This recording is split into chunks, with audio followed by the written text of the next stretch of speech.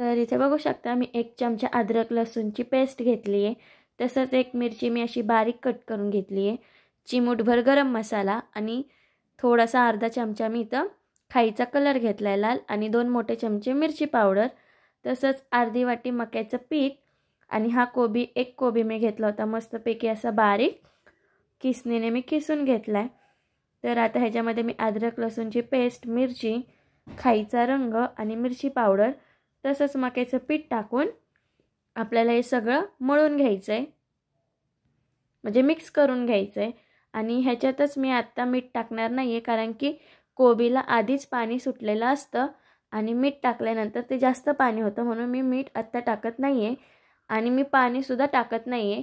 जर तुम्हाला पाणी टाकू वाटलं तर थोडंफार तुम्ही टाकू शकता, जसं तुम्हाला लागेल तसं। तर इथं मिक्स झालेलं आहे।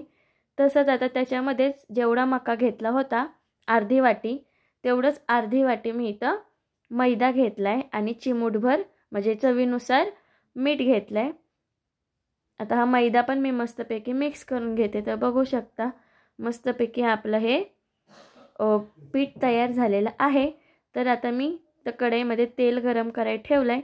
तर आता मी असे छोटे छोटे कोबीचे भजी मस्तपैकी टाकून घेते, म्हणजेच की आपलं कोबीचे मंचुरियन मी ह्याच्यामध्ये असे तेलामध्ये छोटे छोटे एकदम टाकून तळून घेणार आहे आणि मीडियम फ्लेमवरती आपल्याला हे तळून घ्यायचं आहे।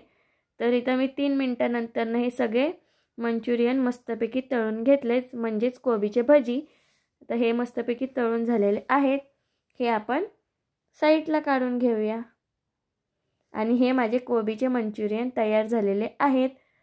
तर माझी ही रेसिपी आवडली असेल तर नक्की माझ्या चॅनलला सबस्क्राईब करायला विसरू नका।